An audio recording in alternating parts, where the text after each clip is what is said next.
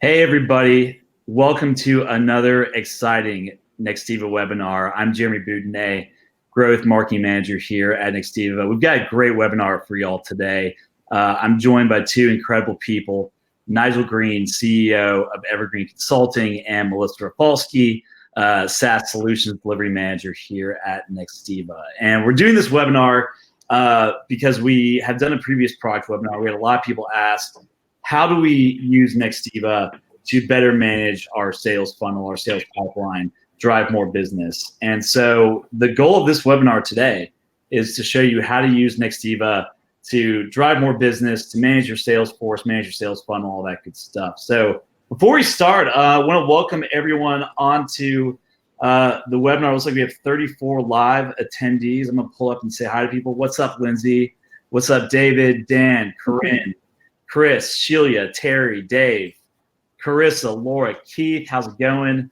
Wayne, Mark, Nick, Sean, Patrick, Ryan, Eric. We got a lot of you guys on here today. Victoria, Brian, Peter, Ryan, Ulysses. I could go on here, but I'm gonna stop. If I didn't say hi to you, sorry. Yeah, welcome to the webinar, guys. This is meant to be an interactive thing. I'm gonna ask you guys, go ahead and type in onto the side where everyone's checking in from today, what city you're in right now. We're coming at you. I'm here in Scottsdale, Arizona, as is Melissa. Nigel is coming out of just north of Nashville, Tennessee, right, Nigel?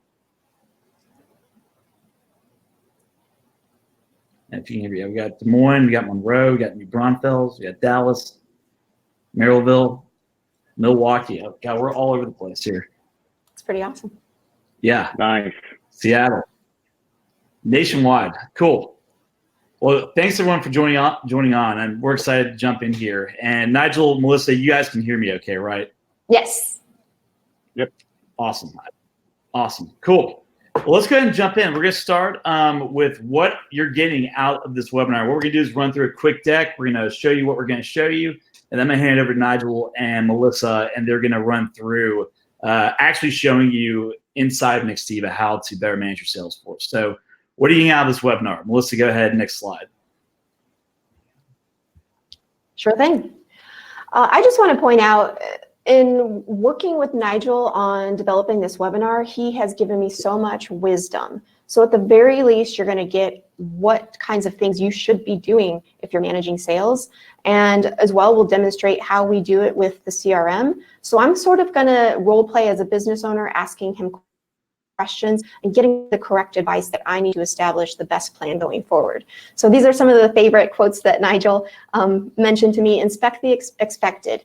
If you are expecting certain things, you've got to go inspect it and make sure you're hitting your goals. And so I'll let Nigel, again, disclose the rest of these great bits of information, but these are just some really cool things that I really learned from Nigel. And again, thank you, Nigel, for joining today. Yeah. So my pleasure. Go ahead, Jeremy. And to give a little bit of background here, we got to give some quick background, Nigel. Nigel is a special guest on the webinar today. He is the CEO of Evergreen Consulting. He works with sales teams around the country. He's built and led category-defining sales teams for over a decade. Now he teaches tech sales leaders to do the same. Built and led the sales team at Foundations Recovery Network, where in 3 years he grew the business by 272%, from $94 million valuation to $350 million valuation. He's served as the CEO at StoryBrand, which is a famous sales and marketing consulting firm led by Donald Miller. Also spent a year leading the sales and marketing teams at Reload, and he's still on their board of advisors. So he's been a sales strategy advisor for Ascension Care Management, Cared For, Work at Health. So he's taken all of this experience well over a decade. Now he is educating sales leaders on how to do the same. So he does stuff like this every single day. So there's going to be a ton of value here we're going to be getting out of him. Yes.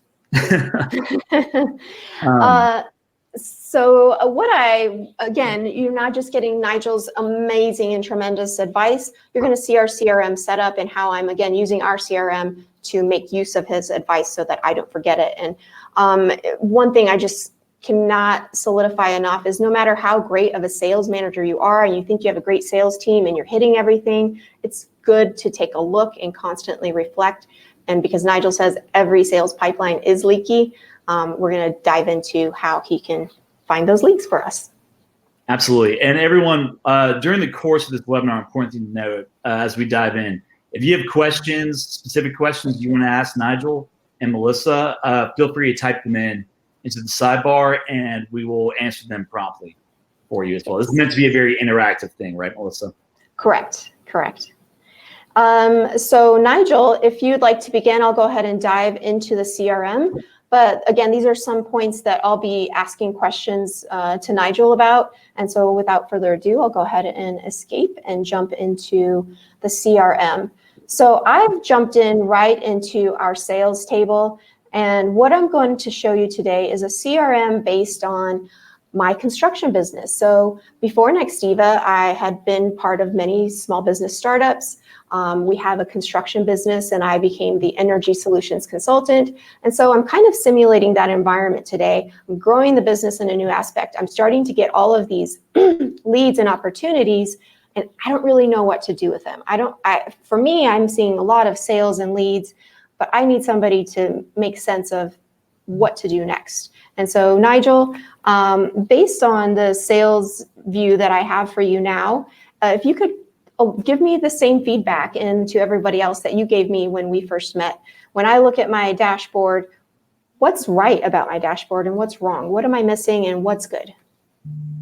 Well, let me start with one, thanking everyone for being here. Jeremy makes me sound so very official with that bio. Really, what I'm here to do is serve as a secret weapon for sales leaders, and that's really my calling in life, is to work with a dedicated sales leader to make he or she look like a rock star. And I share that because I think what's important and what oftentimes gets overlooked, one of our primary roles as a sales leader is to manage up. So that's manage our boss, manage our CEO, manage our investors, manage anyone else that is higher in the food chain that has a vested interest in how my sales team is performing.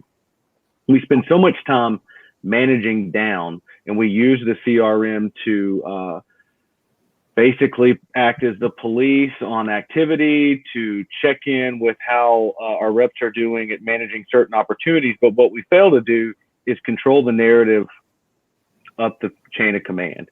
And so when I look at this, what I see is a lot of information that could be very useful, but it's missing context. So we can see that we have deals at various stages of various dollar amounts with varying last activity date, created date, when we expect it to close, how we got the lead. So you see all these different data points, but what I can't see is whether it's good or bad, and whether the business or the rep or product category or an acquisition channel or a stage in my funnel is performing the way I have designed it to perform. So one of the points that I want to make is data, and all this is data, but data in the aggregate is absolutely useless to a sales leader. So if you think about the dashboard that you have in place, or the way you're managing your overall funnel or producer, the producer could be a sales rep, an agent, whatever you want to title them.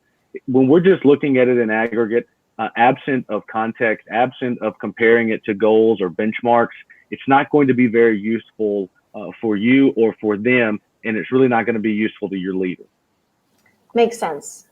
So speaking of benchmarks, I really haven't set any benchmarks. I'm sort of venturing off on this new energy adventure, and I'm noticing that a lot of my leads came in a long time ago, and more so, I am bombarded with leads this month because we just changed avenues as far as marketing. So I don't really know if one that I've assigned to you, for example, Nigel, if this is a long time to groom this type of lead, or how do I gauge and determine my benchmarks? Yep. So that goes back to one of the nuggets you took away from me earlier this week. Inspect what you expect. I expect deals to close. Okay. Now, my expectations need to be managed on how this lead found us, how we've done as a business in nurturing that opportunity, how we've discovered and uncovered ways to add value to that customer. There are all these factors that lead to and determine whether or not a lead's going to close. But in every business, there are a certain number of deals that have closed, If there weren't, you wouldn't be in business. So what I do is begin with the deals that have closed, and I try to learn everything that we can, because in all those deals that closed, you did more things right than you did wrong. So I'm looking to see, what is my average deal size? How many points of contact and by what types of activity are needed in order to require a close, or in order to get to close? Does it change based on deal size? How complex is my sales cycle based on types of opportunities, dollar amount, all these factors that play into whether or not a deal is going to close. I have to go back and look at all the business that I have closed and compare everything that's in my funnel to that. So for example, you may learn that really the dollar amount of a transaction has little to no impact on how long it takes you to cycle it completely through your sales funnel from first contact to close. The value has no bearing on how fast deals are going to, the velocity at which they're going to move through your funnel. The insight for me then would be, why do we take on smaller deals? What's the baseline? What's the smallest amount of volume that we're willing to do? Maybe dollar amount does play a role in cycle time. So you can learn, maybe it's going to be a slower deal size here for, it looks like the second line here, I'm having a hard time seeing it, but it's worth $5 million. It's probably going to close in a lot longer cycle time than some deals that are 50,000, 100,000. And so you have to take that into account. But again, it goes back to inspecting what you expect. Not all these deals are going to be the same, and you have to take what's already closed and use that to inform how you want to manage your pipeline. Gotcha. So you mentioned finding an average. So when I was doing construction before, I had smaller projects. The average was a lot smaller. As you can see, I'm trying to get bigger fish now, and I've got these $5 million contracts. So how do I determine which deals I go after and which ones I leave behind? And would you recommend that some deals you just leave behind? Well, yeah. So obviously there are going to be opportunities when you just need to walk away from the deals altogether because they are too complex. It's going to be hard for the customer to measure value of your offering, or the amount of effort extended to close it is not worth the value of the opportunity. Gotcha. And I don't know, I think you used the word average. I don't know that average, it may be more, the right word we're looking for here is median. We want to understand, like, what is the middle? We want to start tranching our opportunities by volume and then the amount of effort required to close that volume. Okay. So with that in mind, I'm thinking of all my deals. I'm obviously looking at the one that are more expensive that you helped me close. And I see that even one of my agents in the business, he's still working on a proposal about the same time you both got these leads, and you've closed yours and he's still working on his. So is this something you think I should drop, or what should I do to maybe fix this one with Jeremy? Yeah, so what some leaders will do is make the assumption that the frequency of contact is more important than the quality of the contact. You know your business better than I do, but if two deals that we believe are of the same value and should have the same cycle time are in the pipeline, but one's getting hung up, we probably have a rep issue, especially if there's a pattern of this. So it's an opportunity for a manager to intervene and see what are the opportunities to coach this rep to increase their velocity of their deal flow through the pipeline.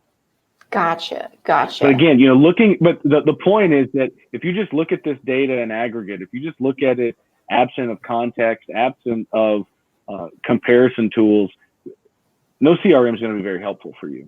And your reps are going to hate it because they're going to see it as just a big brother and they're not going to get any insight from it. Gotcha. So with these benchmarks, how do you get the sales reps on board to meet their benchmarks and to really make sure they're making a last interaction in the time frame that you specify? Where do we start to really build these things into the CRM? Do you compose a strategy? Do you start with the CRM and look at the data? What's first in your book? Well, what's in it for them, right? So you've got to be able to anchor why these benchmarks are important to their success. And so, again, absent of any way to look at other producers or other types of deals, they have no way of knowing or seeing the benefits to them of that extra call, or pushing things on at a little bit faster pace, or eliminating a $52,000 deal and going after $1 million deal. So you got to show them what's in it for them. And that's a function of coaching and aligning their compensation with the activities and the behaviors that you want repeated. And then ultimately, at the end of the day, it's their job, and it should be clearly documented in the job description. And our job as the manager is to use all this information that we gather about a rep's performance, including what's in the CRM, and to serve as the note taker as to whether or not the rep chose to do their job or not. That's the job of a manager, is to leverage the power of the CRM to just be a note taker. Gotcha. Now, you did mention the frequency of interaction. So I'm going to take a look at one of my faux sales. And given the history of the customer, you can enter many activities and actually analyze the amount of interactions you have with a customer. So may I ask you, when you actually are inspecting the records to look at an agent, are you looking for anything specific, any qualitative or semantic language? What exactly do you look for in the quality of the interactions? Yeah, so my rule of thumb is that as a deal is moving closer to close, the amount of notes, the quality of the notes, and the frequency of the notes must increase. Okay. Otherwise, I need to discount the likelihood that this is actually going to close. So when I get to a large deal that's in the negotiation stage and there's not a lot of notes, that's a red flag for me to go ask the rep, how likely is this to close? I'm not seeing any back and forth with the lawyers on terms and conditions. I'm not seeing any anticipated close date. I'm not seeing an LOI. I'm not seeing any of the signs that lead me to believe this is going to close. Can you help me understand what I'm missing? Okay. So would you say as well, may I ask you, are you looking for a certain amount of touch points? I think before you and I shared that you're kind of looking for around 8 touch points before you can close a deal. Would you again speak to that? So you don't have to go very far to find, all these data points that show that the more persistent a sales rep is, the more likely it's going to close. There's a lot of merit to that. What I'm looking for, again, is I want to compare what is outstanding, so what hasn't yet closed in my pipeline, to deals that have closed. And if I'm seeing that there's an offer that I really want, and it's like it has 30% of the touches that deals similar to that have and closed, that's a red flag for me. If it's been in the stage for 17 days, and other deals like this that have closed were in that stage for 7 days, it's a red flag for me. So the power of the CRM is it gives you the ability to compare what you anticipate you will close with what you have already closed, so you can really deduce whether or not you have a healthy pipeline or where your leaks are. Gotcha. So with that feedback in mind, I went ahead and filtered everything that was not a closed in one deal, because I even want to see why did I lose a deal? And when I'm looking right away based on your comments, I have no interactions that are actually happening with my rep sales. So even if I went into a rep that I have right now, obviously I see this is in proposals quote stage, but if I go into the record itself, he's not leaving me any notes. So when you see this sort of scenario, what would you say in this scenario? They're obviously moving it along, but they're not leaving notes as well. Yeah, well, we know what the obvious answer is. This isn't really acceptable. So now it just comes down to, this is clearly an opportunity for a manager to intervene. How you do that, whether it's inside sales, outside sales, is up to you. But one of the things that a CRM allows you to do is, I hear reps say all the time, it's just hard to stay on top of everything. Well, guess what? A good CRM stays on top of it for you. It takes all the thinking away. So my job as a manager is to build in notifications, pings, whatever you want to call it, and I will be abusive with them so that a rep knows that if I expect deals in this stage move out within 7 days, and you have deals that are in this stage at day 5, you can bet the alerts, all the alarm bells are going to start going off. You will be hearing from the CRM because I wrote the rules that way. Excellent. And that's exactly what our CRM does, and what I do for our customers when we're consulting and building out these rules for them is based on a created date. This is essentially a lead that was created on January 16th. We can write those rules prescribed to your parameters. So if you want it at 13 days or 7 days, I even have a customer that wants a touch point in the first stage, and they want to see an interaction almost daily. So I get that perspective of automating. Now, with regarding to automating, does that get a little bit impersonal? Do you find like automating may actually inhibit a sale, or do you think it actually helps your sale? Well, I'm talking about automating communication to not very concerned with the style of it, because it's just between me and the rep. And I think it's really of no consequence. Yeah, excellent. Hate to interrupt you. We actually have a question from Yoandres Gonzalez. I work for a medical practice as a marketing rep, bringing patients to the practice. How can this CRM help me? So I would say if he wants to bring medical patients to the practice, I would look at how he's bringing them to the practice now. Are they referrals, much like I have right here? I have lead types. I have people referring to me. I've obviously gone to certain expos and told people about my business. And so that's what I would look to first. What channels are you using to bring in customers now? Because the CRM, essentially, we connect with our voice product. So not only can you answer calls and log those customers and patients in your practice in the CRM, but we also have a chat feature that you can embed a piece of chat script on your web page if you're a medical practice, and your customers can engage with you that way. Again, it's funneled to the CRM. Simultaneously, speaking on Nigel's point, we have a lot of automation. So not only can we notify your sales reps that they need to maybe work with that new patient in your medical practice, but we can actually send automated information out to the patients who are connecting with you, whether you want to send them an email with a link to your website and information, if you want to send them a survey after you've served them in your medical practice. The CRM and the power of the automation and all the applications that we bring together allow you to do that. Can I speak to that? Yeah. Yeah, most of my business is in healthcare, so this question is a home run for me. What I would want to use a CRM to do is understand who's the payer for this patient. Is it a self-pay, or they're using commercial insurance?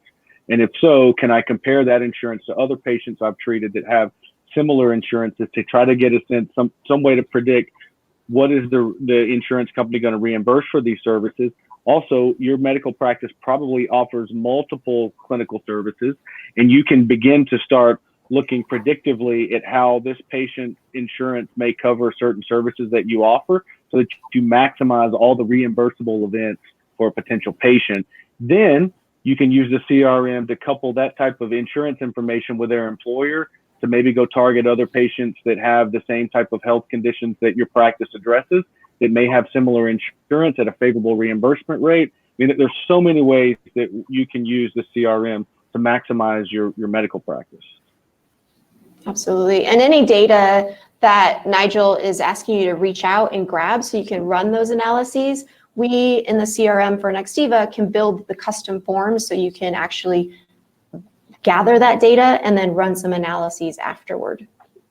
Absolutely. Yeah, great question, Yoandres. And if you, again, people, if you have questions, feel free to ask them. We're an open book here. We'll answer them as fast as we can. So great question. Hope that answers it, Yoandres. Yeah. All right, so Nigel, so now regarding automation to the sales agent with expectations, you did also mention to me that each stage has an expectation, and we really should set a benchmark on the time limit on each of those stages, correct? Yes, and a report that I like to run, you can run it here, you can call it what you want, but I call it a rotting report, and I typically every day want to see what are the opportunities that are rotting, just like a vegetable on a vine that needs to go be cut. The longer it stays out there, the more likely it's going to be exposed to the elements and rot. So the longer your deals are sitting in a stage exposed to competitive threats or all the other factors that prevent it from closing, it's rotting. So every day I want to see a rotting report that shows what is stalled by stage, and my job is to move it along. Now, when it's rotting, again, that's determined by each business, right? So I might be okay with a sale that rots for 2 months, but really if I want to pick up the pace, I probably want to make that rot maybe 3 weeks, three days. What would you say?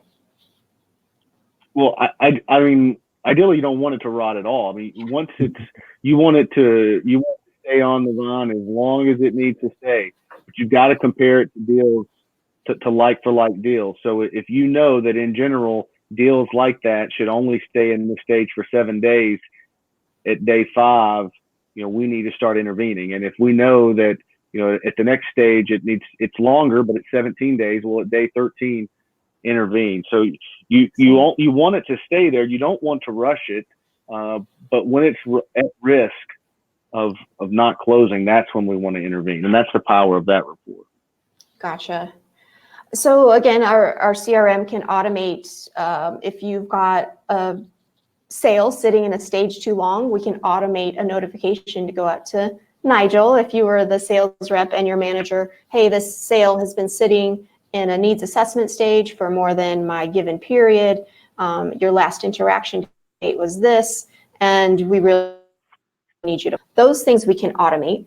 My next question to you is regarding these stages. Do you ever find that sometimes there's too many stages in a lead to close? And are these stages okay? Should I change them? What do you think? Well, I think there needs to be exactly as many stages as you need. And your job as a leader is to beat that up and try to eliminate, get it down. What is the old engineering of? It's not, things are perfect, not when nothing else can be added, but when nothing else can be taken away. And so that's the way I think about stages. Your pipeline has been perfectly architected when there are no more stages to eliminate.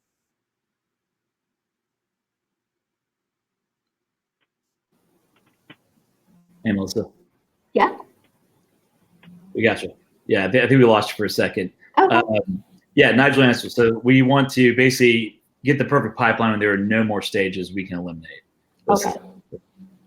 Okay, great. That's right. That's right. So in this basic setup, with my sales reps, I'm starting to notice that I really have this colleague of mine, even though he is picking up some old deals and not having great success with them, I'm noticing that as I give him new deals, he's really starting to pick up and actually starting to interact more with customers and moving things faster. So do you reassess your benchmarks? How often? Like monthly, weekly? How do you reassess? I try to think about reassessing. You don't want the risk you run is a knee-jerk reaction. So I think 90 days is probably the shortest amount of time that I might rethink deal velocity. But one of the things that you said that I really liked is I really think that the purpose of a CRM and of a leader is to create a meritocracy. And there's no such thing as fair, and there's no such thing as equal. Your job's to hit a number. And so I'm looking at this and I'm assigning, I do basically merit-based routing. So as new opportunities come to the pipeline, I'm going to give it to the person that has the best chance of closing it. And that is, it's fair in a meritocracy. It's not fair in a democracy, but it's very fair in a culture that's healthy, that rewards the behaviors you want repeated. So you can look at this and the old adage is, if you want something done, give it to a busy person. So my best performing reps are going to get the best opportunities. That's the best way to hit a number. Yes. Given that situation, Jeremy Steinbring, he is my best rep. However, as you can see, he's also not leaving notes. So how do you keep that person's momentum going without stifling them by saying, hey, don't forget to leave your CRM notes so I can run my metrics? Yeah, so he's not your best rep. He just happens to be contributing the most revenue to the company. So those are very distinct differences. It's not enough to produce the results we want. You have to produce it in a way stylistically that aligns with our culture. Jeremy gets hit by a bus tomorrow. Who's going to step in and fill the gaps? Gotcha. So the best rep understands that. The best reps are very aware. So what I'm doing as a leader is I'm asking him what's standing in the way. Are there other tools that I can give him that will make the data entry and administrative easier? But it's a requirement, and if Jeremy can't figure out a way to get it done, then we're going to have to find someone else. Gotcha. Excellent. Okay. So I think I'm pretty clear. I think I've got some good momentum going on what to do next. Now for the analytics reports. I really need your help with that. And you gave me some great advice, but for our audience. Before you dive in, there's one thing that Nigel's discussed, which is, what is it, Nigel? It's a struggling rep. You're either going to, you try to basically give them actually enough pipeline, as much pipeline as possible to where they either succeed or they choke out of the company. Yeah, can we discuss that? Because I thought that was a very interesting approach. Great. Yeah, let me try to explain the logic there, because what I said earlier is I try to give my best reps the most opportunity, because that's going to give me the best chance of closing. When I'm on the fence about a rep and I can't make a decision as to whether or not they're going to be successful, I tend to just turn the routing and over inundate them with opportunity, because it speeds up my learning as a manager. So instead of me needing to drag this out for 30, 60, or 90 days, the pace of my learning, so my velocity of insight, picks up by me overwhelming a producer with opportunity, so I can get to, is this person working out or not? And sometimes there is this unattributable lift to a sales rep's performance by just giving them more opportunity. It builds morale, it instills trust, and it often is a catalyst to recovering their performance. Great. Well, and may I ask you, so I believe in that philosophy as well. I know that when I'm busier, I feel like I get more done. But at the same time, do you feel like it might also expose other flaws in training? I mean, is there other benefits to dumping a bunch of work on somebody, or is the main goal to handle or weed them out? Well, it absolutely exposes new opportunities faster. Again, the whole objective behind this is speeding up my pace of learning. So instead of me having to wait and play this out over a 90-day period, I can probably figure it out in 10 days. Mm-hmm. And yeah, it comes at some cost. There is no pain-free existence as a sales leader. There will be opportunities that get lost as a result of this, but I have made a mistake. I have potentially hired the wrong person, and I have a responsibility to figure it out quickly. And this is the best way I've learned to get to it. Gotcha. Makes sense. We have another question, guys, again from you, Andres. Thank you for asking us, Andres. The CRM will be able to interface with the call center dashboard. Question: if the prospect calls to the practice, the person answering would see information regarding the sale. Exactly. If you're an existing voice customer with Nextiva, your call center dashboard essentially is a separate tab. So if I'm going to different tabs, much like I am now, you could still maintain that call center dashboard, but the actual call, much like you would see it come through on a dashboard, there's a connection point here too. So if I were actually on a call, I see that old-fashioned caller ID, I see it's caller X, I can go into caller X record and notate what I need about that call, and then go ahead and disconnect that call. So it is going to interact in the fact that you'll see that call pop, you'll know who it is, and you can go into their record and still capture that voice call in the voice analytics as well. Yeah, exactly, Andres. Yeah, so this is a perfect use case for Nextiva, is the ability to see who's calling into you immediately and immediately know here's what they're probably calling about, here's their history, here's here's how to engage with them, basically. Cool. Yeah. So I went ahead and logged in just for sake of my voice customers out there, how quickly and easy it is to log into your voice It's much like your Nextiva app, if you're familiar.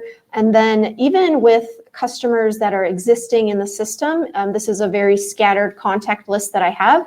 But if I have a phone number that I want to go ahead and reach out to an individual, I can simply click on that phone number and utilize the click to dial functionality that we have with our voice product at Nextiva. Okay, so I think that is for my customers that I work with now that are doing outbound calls to follow up on leads, this is phenomenal for them because they have all their leads stored in our CRM, and their outbound call agents can simply click on a record, click on the phone number, and it shoots out a call, and then they're instantly connected. Absolutely. Cool. And then Nigel can see your touch points in the CRM because we actually have a way to distinguish, was the touch point a call? Was it an email? Was it a chat? Or just even like a sticky note that people leave internally about certain projects? You can see within a customer profile the actual differences in those touch points, because you can not only create the notes like I just mentioned, you can compose an email and send it out to that individual. And then again, with the voice feature, you can log what types of calls you're actually having with that customer. Exactly. All right. Thanks for bringing that up, Jeremy. That was one of my favorite tips as well. Yeah, that was all you, Andres. So yeah, and everyone, again, feel free to ask questions. We welcome them. So with Nigel's recommendations, he's asking me to inspect the data. I've wanted to show the power of the Nextiva system because you can create all sorts of really cool reports in our system. And one thing I want to hit on is the first thing he told me is data in aggregate is useless, right? So if we want to look at the data and we see it in a summation form, much like you saw those charts and graphs that I just showed you, they can be useless to you. So if I just pick one of our generic templated reports through the Nextiva, you can obviously see an overview of your company in a certain time frame and kind of get an idea of how things are going, but you don't truly know the inspection points that Nigel was talking about. So Nigel suggested I clean this up a little bit, Nigel, and can you tell, again, the audience maybe why you told me to clean this up? Yeah, so what I'm looking for is if I just see that Melissa has closed $800,000 worth of opportunity this month, okay, is that good? Is that bad? Well, I don't really know. How much opportunity was she given? And based on how we expect that much opportunity to close, did she close enough at 800,000? It could be that her pipeline warranted that she closed 1.2 million. What was the stated goal for Melissa to close this month? How does she compare relative to other agents? I mean, are there agents that are closing more or just as much business with less opportunity? So I think, you know, just looking at is a bit misleading. And, you know, you don't know the month if you just look at it the way it's presented on a dashboard. And this is what a lot of sales leaders do.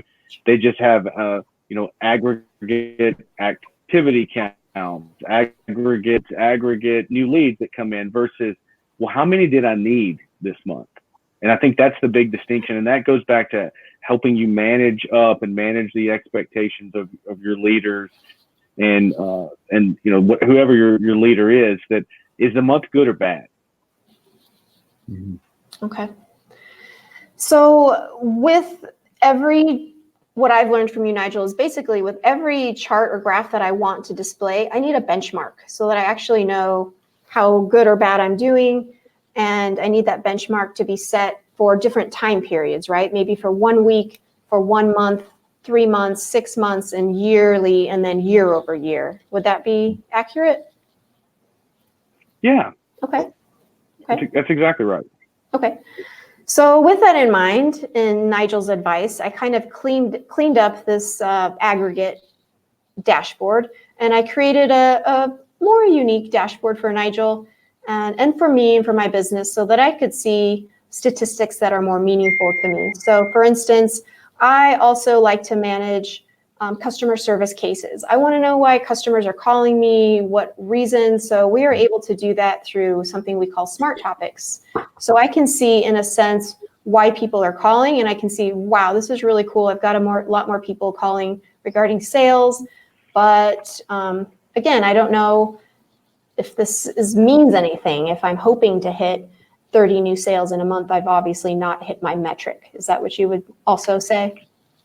Yeah, I mean, how many cases, based on what we've done in previous months, how many total cases need to be created this month to ensure that we hit whatever the next level of the funnel is? And obviously we begin with the end in mind. It's all about how many cases do we need to close. But if we know that only 15% of total cases is going to result in discovery or whatever the next stage of your funnel is, do we have enough?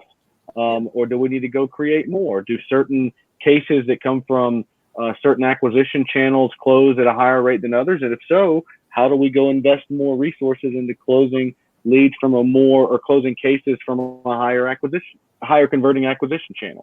So I think, again, it all comes down to, you got to tell your funnel what it needs to be. Gotcha. So I can tell you, like, right away, I know this is meaningful to me because I didn't have a website where customers could chat with me from my website. And so finally I launched it this week, and I've never had these metrics. Like, I maybe had one or two. Now I know that I've launched my website. I've got a new channel that's really working successfully. And the way I also see that is based on my CRM, as I was mentioning to you. I've got a ton more leads this month than I ever did. And that's twofold. One is, again, I launched my website, so people are able to chat with me now. Two, I've put my email on the website so people can email me now. And three, I've started doing some B2B and going to webinars. And now I'm over flooded with leads. And now I can see from my totals, like my top 10 people are myself, my colleague Jeremy, and another gentleman named Jeremy. And from my perspective, prior to Nigel's advice, I probably would have given myself all of these leads to close. Nigel, based on this analytics report, would you agree or disagree, or tell me to inspect further? Oh, that's a good question. I would want to know why, how much opportunity the Jeremys have relative to you, and what stands in the way of them going out and creating all this opportunity. What is it about your ability to create opportunity that can be repeated and replicated, mirrored, if you will, by the two of them? And, maybe there's something to learn there. Okay. Because I think that it shows that if you can do that level of activity, then either they can and aren't, or they are, but it's not getting the same result. So again, this is another way the CRM can help you get to insight faster as a sales leader. Gotcha. And I kind of get it now, because now you can see that I've got a lot closing, but I don't have a lot of opportunities. Whereas Jeremy Steinbring, apologize to my colleague, he's got a lot of opportunity, but isn't closing as much. So I actually took your advice, and I saw my colleague Jeremy really not closing as much. So what I did is I stacked him full of leads, and hopefully at the end of this month, I can see where he compares and where he measures. Yeah, and if he doesn't, then he will probably be short for his post. Yep. Okay. So Nigel, I know you were also asking about seeing each deals in a certain stage. Can you tell me a little bit more about what this graph might or might not tell you? Yeah, it doesn't tell me when they were created. Okay, so I like to look at things in cohorts, and a cohort is a fancy marketing term that is in the period for the period. And so what I want to know is, okay, yeah, we've got a lot of proposals and quotes, but how many of those were created? You got there's 30 of them. How many of them were created this month? Because there could be a false positive here. We could say, you know what, we've got a lot of business here in proposal and quote, so we're going to get some negotiations and closes in the next coming periods. But upon further inspection, you see that some of them are 6 months old, and you know that deals should only stay in that stage for 12 to 15 days. So you need to just close them. You lost them. and we just haven't been managing that very well. So I like to look at things. A cohort will dig through all that and tell you whether or not you are, one, generating enough, and then two, moving them appropriately, quickly enough from stage to stage. Okay. So by cohort, I'm going to elaborate on that term a little bit. So to find a cohort from this aggregate data, what I would ask you is, do I then go and filter my data and look for all these proposal quotes, look at the created date, and then the rest of the data, inspect it to make sure it's in line with your goals for the stage? Is that correct?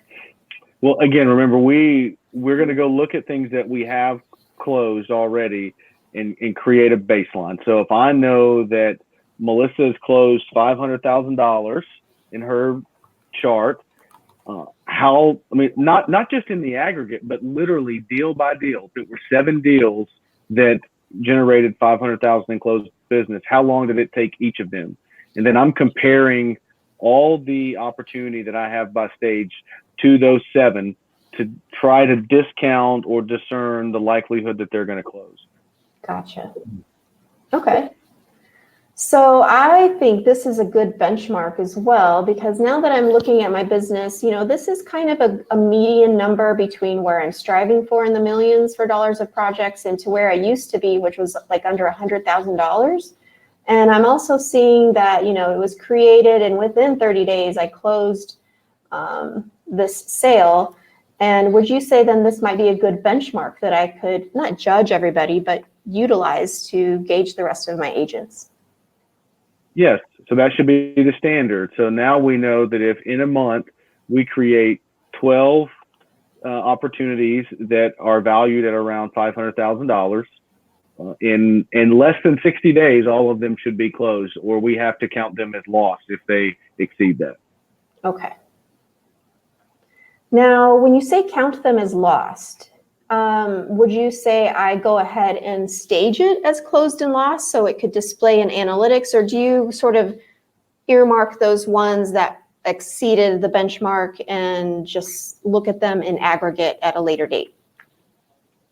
That's really going to be up to the leader. Okay. I'm typically pretty hard on reps to have some integrity in their forecasting, and when things get hung up in stage and it creates forecasting challenges for me, that's a problem that I address pretty quickly.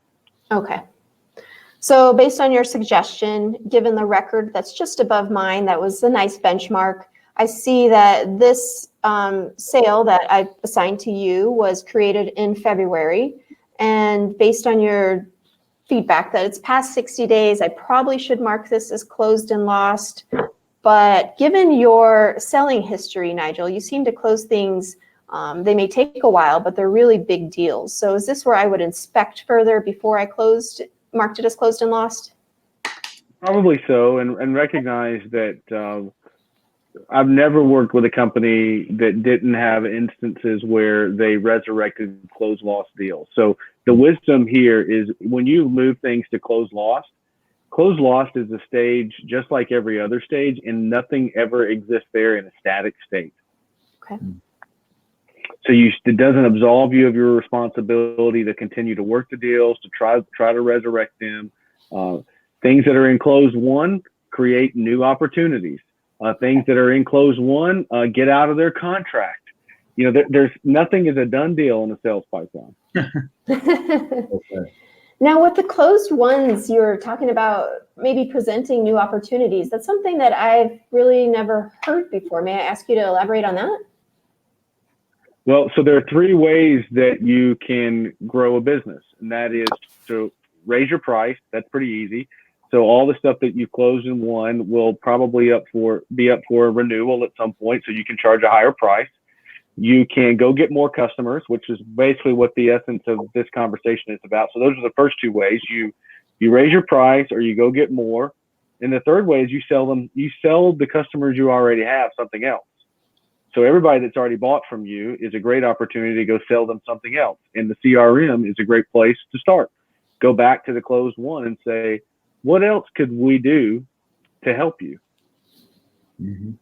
I think Apple's really got a good hold on that, right? They sell you a product and then you have to go buy all of their other products.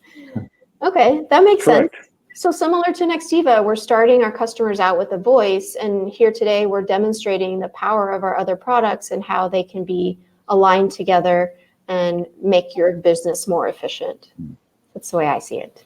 Exactly. And I'd like to ask me too, guys. Another value of Nextiva, being able to see the closed loss, like let's say you want to filter all your closed loss. And I came from my last company. We frequently went after closed loss business and ended up winning it later. Same here at Nextiva. But I think it's cool, the ability to say, okay, here's all of our closed loss deals. What are we going to do to try to win back these people at some point? Are we going to create a marketing campaign aimed at them? Or are you going to, create some special messaging or offers, things like that? That's another value of the CRM, right? Is it lets you sort of see and strategize, plans for getting business no matter where in the funnel it is, correct? Exactly. And I have a customer who set that up exactly. If a deal is sitting in a stage too long, he has an automatic email going out to the customer, saying, where did we go wrong? Or he has an email to himself to, if they don't reply, to call out to that customer and see maybe where they can realign. Yep. Yeah. So with sales in general, they typically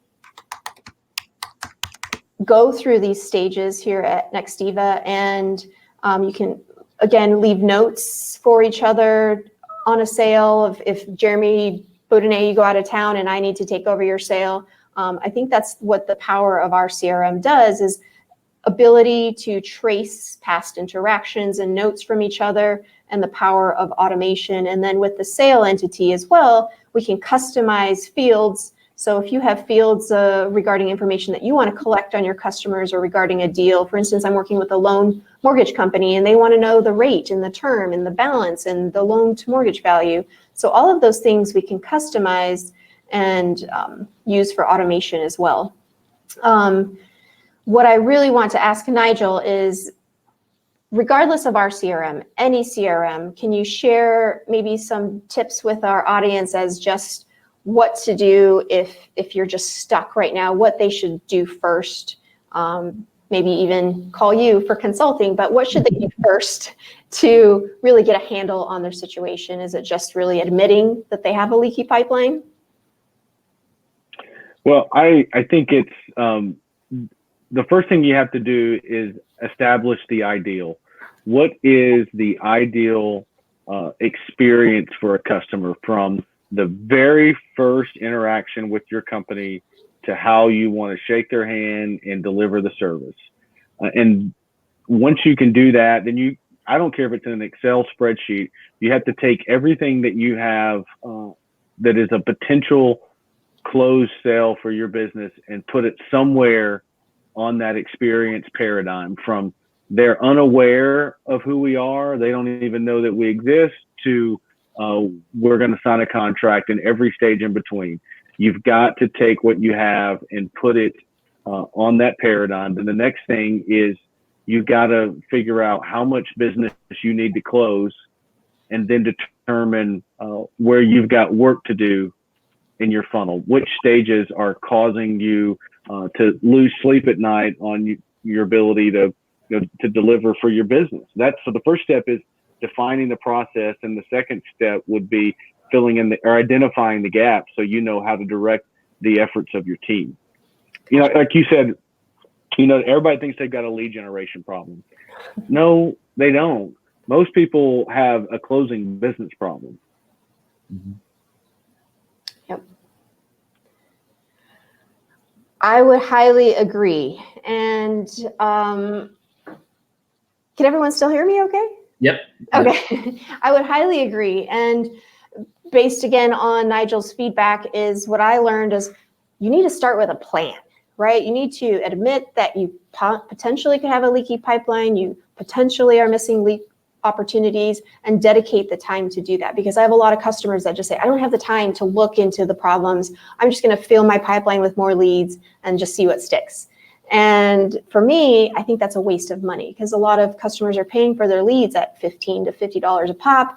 And if you're just shoving more leads into the pipeline, but not knowing effectively how to close them or to strategize your customer journey, like Nigel's telling us today, you're really at a loss and doing a disservice to your own business and your own pocketbook, right? That's right. Excellent. Yeah. So again, what we talked about with Nigel, and again, I don't want to overshadow this webinar. I really wanted Nigel's expertise to really shine through. Like, no matter what CRM you're in, whether it's ours or Excel spreadsheets, all of these things need to be done to run an efficient business.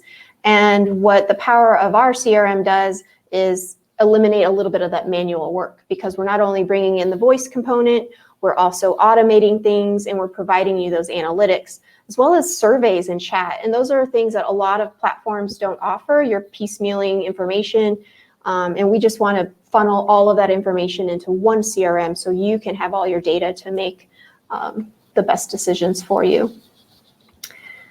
And to wrap it up, I'm going to go ahead and turn this off to you guys. Can you impart any advice to our audience before we wrap up?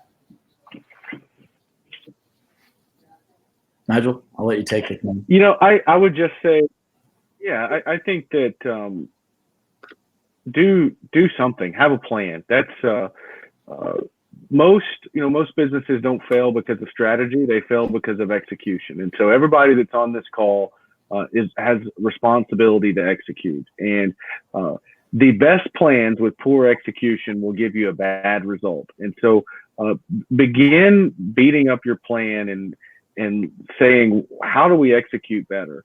What is it about our execution that is not really serving this plan? You probably don't need a new plan. You probably just need to execute better. And a CRM, even an Excel spreadsheet serving as a CRM, will help you understand how you need to execute better. That's exactly it. I think to add to what Nigel said, I mean, the beauty of a CRM is it turns sales into a science, or sales management into a science. You know, it gives you the data, it tells you, here's what's working, here's what's not, here's where you need to triple down, here's where you are struggling and you need to optimize. And you have the data to tell you all that. You don't have to guess. You know, like the CRM will literally provide you everything you need to know to make your decisions. So that's the real beauty of it. I think just having a plan, like Nigel said, and then, you know, focusing on executing it's the key. 100% agree. I'm going to agree with the experts. Sounds good, guys. We are at our time, actually, and I want to start by thanking everyone who's joined the webinar today. This has been great, and want to thank Nigel and Melissa especially for leading it and taking us through, you know, many of the questions that we frequently get. There's a lot more information out there. Nigel has some great resources you can get from him, which I highly recommend checking out. If you hit the call to action button, you can get his 90-day sales rep review plan. You should also check out Nextiva. Our CRM is part of our business communications platform, which is for your money, the best deal you'll ever get on voice communication, customer relationship management, all in one sort of platform to manage your business. So highly recommend checking that out. And we've already answered this question, but we will be sending out recordings of this. So be on the lookout for that as well. And thank you guys, Nigel and Melissa. Great job today. We're doing a lot more of these going forward for sure. Thank you, Nigel. Thank you, Jeremy. Thank you, audience, for attending. My pleasure. Thanks, guys. All right, everyone. Well, that's been another great Nextiva webinar. Thank you, Jason. Yeah, appreciate the kind words. And we will sign off here. So everyone have a great rest of your day, great rest of your week. And thanks again from Nextiva. See you all soon. Make it a great day.